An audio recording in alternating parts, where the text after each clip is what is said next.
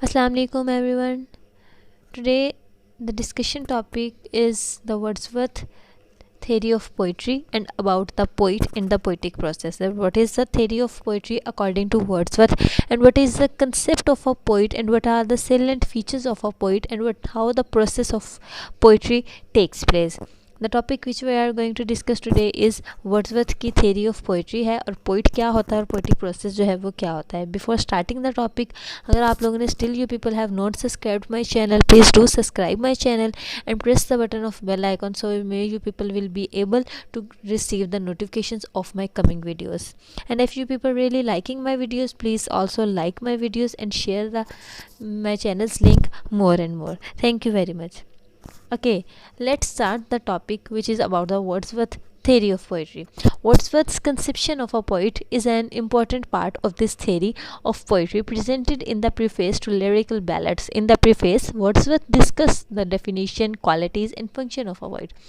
कह रहे हैं कि जो वर्ड्सवर्थ की जो कंसेप्शन ऑफ द पोइट है ना वो बहुत ही ज़्यादा इंपॉर्टेंट पार्ट है किसके अंदर थ्योरी ऑफ पोइट्री के अंदर and which is also discussed और which is basically presented in the preface. The preface means starting point to the lyrical ballads. In the start of the lyrical ballads, lyrical ballads is the book which was written by Wordsworth, and in that topic Wordsworth is describing the definition of the poet, definition of the poetry, and what is the qualities and what is the function of the poet as well.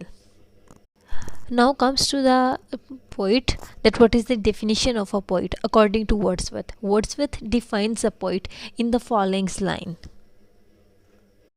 Wordsworth says that he is a man speaking to men, a man, it is true, endowed with more lively sensibility, more enthusiasm and tenderness, who has a greater knowledge of human nature and a more comprehensive soul than are supposed to common among the mankind. So this is the definition of a poet according to the Wordsworth. He is saying that he is a man, although he is a human being like other many humans, he is a man, but he is digested or is filled with, endowed with more sensibility, more enthusiasm and more the tenderness power. He has more knowledge about human nature as compared to the other person, and he also has more comprehensive soul rather than the other common people. So, from these lines and from the text, we can identify the following qualifications of a poet. In this definition, we can make the categories or we can make the ranks of the poet. That what are the qualities of the poet? In this definition, we can make following justification of a poet. So first of all, they are saying that number one, a poet is not a different in kind but other man, but only in the degree. He has some extra qualities. They are saying that a poet is not some like when other like of humankind. He is not like human being. He is some other sort of a person. No, not at all. They are talking about the degree that he is possessing some extra qualities, some extraordinary kind of a person. Although he is a human like many other humans, but he possesses some certain qualities due to which he is different from the other people. Then they are saying that a poet is a man possessing a higher sensibility than others. It helps him observe and feel things more deeply than others can. By this, he reacts more powerfully to the external impressions. They are saying that a person, that we earlier told in the definition, that he is a person who is different from other human being. A poet is a man who is possessing some higher degree of sensibility. He is more sensitive than the other common people, other human beings. He is more sensitive. His sensibility power is greater than the other people. This sensibility power helps him to observe and feel the things which is surrounding him more deeply. He is saying that here the Wordsworth is saying that this is the thing which makes the poet different from other humans. That what is the thing which differentiates human from poet and poet from humans? The difference between them, the degree of the sensibility. That poet possess the higher degree of sensibility while other humans possess the lower level of the sensibility. So this is the difference of the degree, and this sensibility, this sensitiveness creates the poet, and then he observe and the feeling, and he observe and feel the things around him very deeply by observation and by many other things. So they are saying that a poet observed the surrounding things more deeply rather than the other person. That's why he acts more powerfully to the external impressions rather than the common people. For example, we can say that in simple word, a common man can react very lightly to one thing, while if there is a poet, he will react more powerfully to the same very thing. The poet's enthusiasm, intense and keen, takes deep pleasure in the knowledge of the oneness of nature and men. Now they are saying that a poet is a person who has a more power of the enthusiasm as well.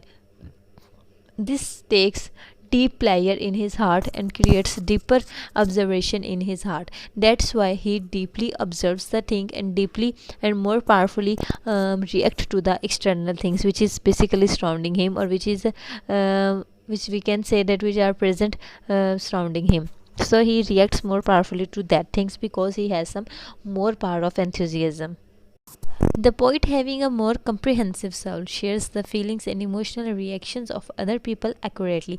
He can express them ever without feeling them directly. Now they are saying that the poet having the more comprehensive soul. More comprehensive soul means a person who can easily comprehend the feelings of the other, who can easily present the feeling of other person, of any common people. He can share the feelings, emotionally attached with to that person.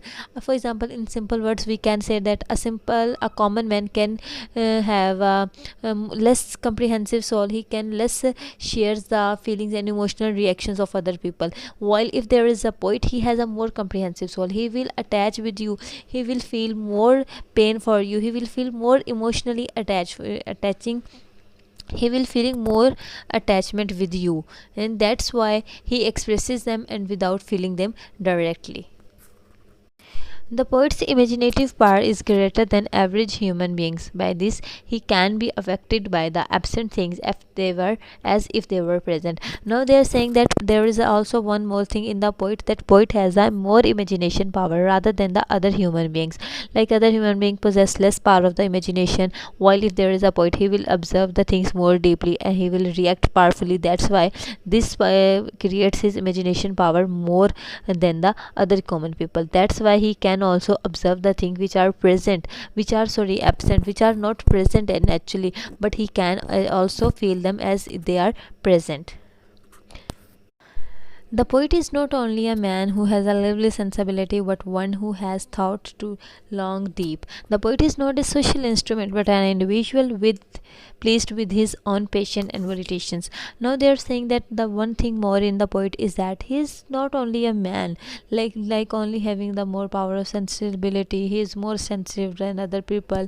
No, it means also he is a person who has some certain qualities which makes him different from the others. The poet is actually not a social instrument. It doesn't mean that he is feeling something more than you. It means he is a social instrument. No, not at all. He is a not a social instrument, but he is also a human. He is also an individual, but he is placed. He is possessing more passions and more volition inside him. He is not a mere copier but a creator. Sensibility comes more important than rationality. Now they are saying that doesn't mean a poet is a person who is copying the things, he is just presenting the things. No, not at all. He is not a copier, but he is a creator. He is going to create the things into new manners, into new methods, into new perceptions. He is going to give us the new ideas about the same thing. He is going to present the same thing in from different dimension. So for the poet, the sensibility, the sensitiveness is more important rather than the rationality. So we can say that the process of or the effect of the rationality, the rational being rational, a poet can never be rational. He is more sensitive, he is more subjective rather than objective. The end of the poet to write poetry is to give pleasure with the purpose of enlightening and purifying, which is not formally conceived. Now they are saying that the actually purpose of the poetry is to give delight, pleasure, and in also to order to teach the people as well. He is not only playing entertaining the people, he is also teaching his audience, his readers as well. A poet is also a teacher. Wordsworth in a letter expressed his view that very greatly poet is a teacher, wish either to be considered as a teacher or as nothing. However, pleasure is an essential condition of the poetic teaching. As I earlier taught that a poet is also not only the purpose, a poet not only fulfilling the purpose of the delight as well, not only entertaining the people. The purpose is also is that he is going to teach the people. He is also going to instruct the people.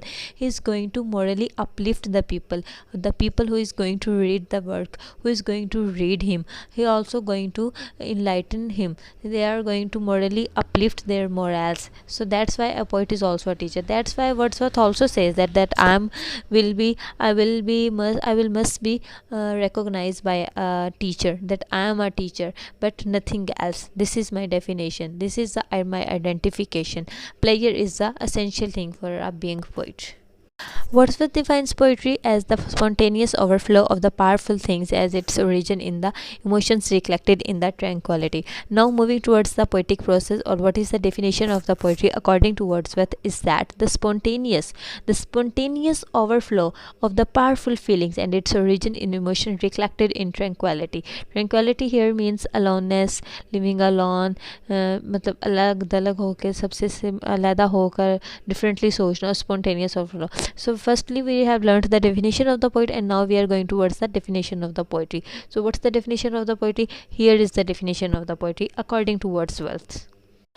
In this definition, we see that there are two dimensions. Spontaneity is a forward process while recollection is a backward process. In this definition, they are talking about two things. That what is spontaneousness? Spontaneous is basically a forward process. It means you are going to further move on, while recollection is a backward process in which you are going to back of you. Means this is a to and fro process. आगे और पीछे, forward and backward. Simultaneously you are thinking above and simultaneously you are thinking besides you. So that's why it is a spontaneous overflow which is collected in recollection in the tranquility. So here Wordsworth is describing that there are four stages in the process of a poetic creation. These are: number 1, observation; number 2, recollection; number 3, contemplation; and number 4, imaginative excitement. So these are the four stages which was described by Wordsworth, that a poetic process must pass away from these stages. At the first stage, the poet observes some object, situation, or phenomena of nature. However, the poetic expression does not take place at that very moment. Rather, the observations are stored in the poet's heart in moments of the tranquility. At the first stage, the very most important step of the poetry is that you are going to observe something. Not you are only going to observe something, you are going to observe something very deeply, very intensively. You are going to describe the thing, you are going to observe the thing, you are going to deeply observe the thing. And now they are saying that however this is not only the process, that poetry is process of only one moment. No, not at all. It's a process of observation, that how deeply you will observe, that how deeply you will observe, much deeply your work will be produced. How much you are going to observe the thing, this is so matter. That's why they say that the observation, then the poet will store these observation into his heart, and then he will think about these moments in the tranquility. Then the poet recollects those emotions excited by the objects, situations, or phenomena. Now they are saying that the poet, first of all, he has observed something. Now he has also developed some deeply observation on that thing. Now he is going to recollect the emotions which is excited by some other object. For example, if he has seen something, now he is excited by more other things like surrounding them. If he will also observe the same thing in other dimension, he will also relate that very thing to the first one. Number 3, then he contemplates on these emotions. Now contemplates mean here what's the meaning of the contemplates? Contemplates means to collect the things. Now the poet is going to contemplate all the emotions which is collected in his mind, in his heart. Consequently, after contemplation, there comes the gradual revival of the emotion kindred to that which was before the subject of contemplation. Thus the poet is once again in a similar emotional excitement. So what he has experienced in first sight, so first he saw that object. Now they are saying that the end process, the last process of the poetry, first of all you have observed something, then you have recollected that thing, and now then you contemplate that thing, and in the end you are going to contemplate all these things, and you are going to face the same excitement which you which you have felt before that. Once you have felt that thing at first time, now you are also going to face the same very feeling in the last process as well. In this process you are also feeling feeling the similar emotional excitement as you have felt in the first sight. So emotion is kindred to that which is also subject to of the contemplation. So this is the process of the poetry. What's the definition of the poet? We have learned what is the definition of the poet and what is the poetic process. So this was all which was described by the William Wordsworth.